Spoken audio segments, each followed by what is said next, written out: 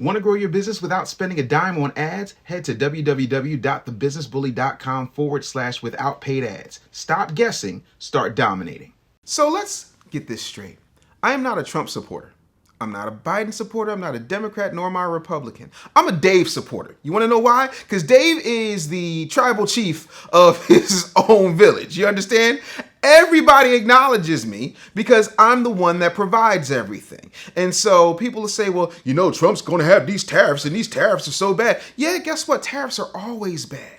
Tariffs are always bad. There's 200% tariffs. That's why you don't see Fords in Osaka, Japan.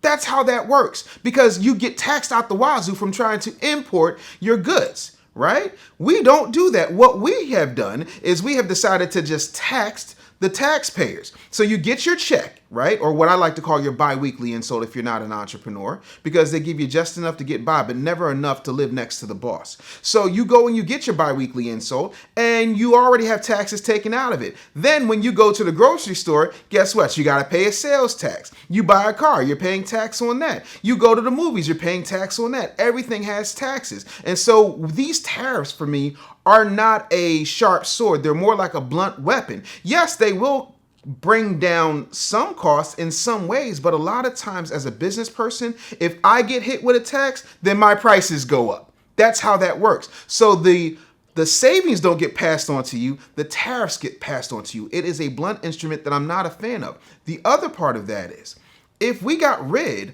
of the federal income tax, we wouldn't have these problems to worry about. And you're saying, well, Dave, that could never happen. You know, about 120 years ago, there was no such thing as a federal income tax. You can Google this for yourself. You have a smartphone.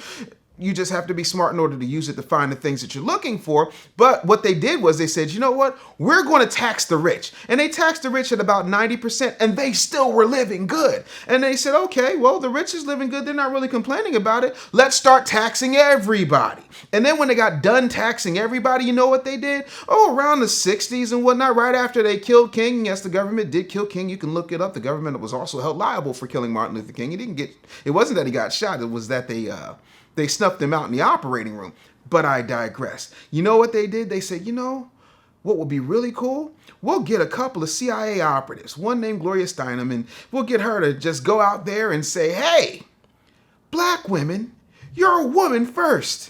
You need your rights. You don't need to be up under these men. You don't need to be sitting around and being a mother and a wife and a good steward to your family and community. No, you need to go out here and be a working woman. You don't want to be Mrs. You want to be Ms. MS, period. And guess what happened? All of a sudden, the federal government got double the taxes. Now, if Gloria Steinem isn't a CIA operative, then you have to explain why the CIA, the Central Intelligence Agency, had to come in and sponsored everything that she was doing.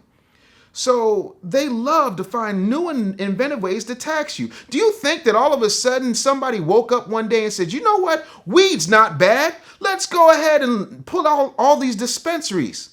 No, they found a way to tax it. Just like 100 years ago, a guy named Alphonse Capone was a bad guy, and I'm not saying he wasn't, but he was a bad guy specifically for bootlegging. There was another family that was big on bootlegging. They were Irish. Oh, you know them as the Kennedys. And you know what? The way they found a loophole to shut all these folks down wasn't tax evasion. It was by legalizing the thing they said was so bad. They ended prohibition, but then prohibited you to thrive in your finances by taxing everything that you do. So tariffs are not a solution. They're extensions of the problem. And that's why I don't think tariffs are the end all be all. But I also think that we need to start looking at what's happening with our taxes, because every tax dollar that we can't account for, they do things like make bombs or give it away or put it in slush funds. The late John McCain would talk about these things that they would put in bills. That's why bills that should just be 1 page or 900 pages. And they shove things in there called pork, because they're trying to get other things past you because they know you'll never read the bill. And they also know that your congressmen and your senators are never going to read the bill because they have a bunch of aides to do it for them. So the thing that we need to do is start watching the Watchmen. And we need to start demanding what they do, an accounting, a severe accounting of what they do with our money, because you're not paying taxes. Like Chris Rock famously said, your taxes get taken from you. So now that we understand that tariffs aren't a solution, they're just an extension of a bigger problem, what are we going to do about it?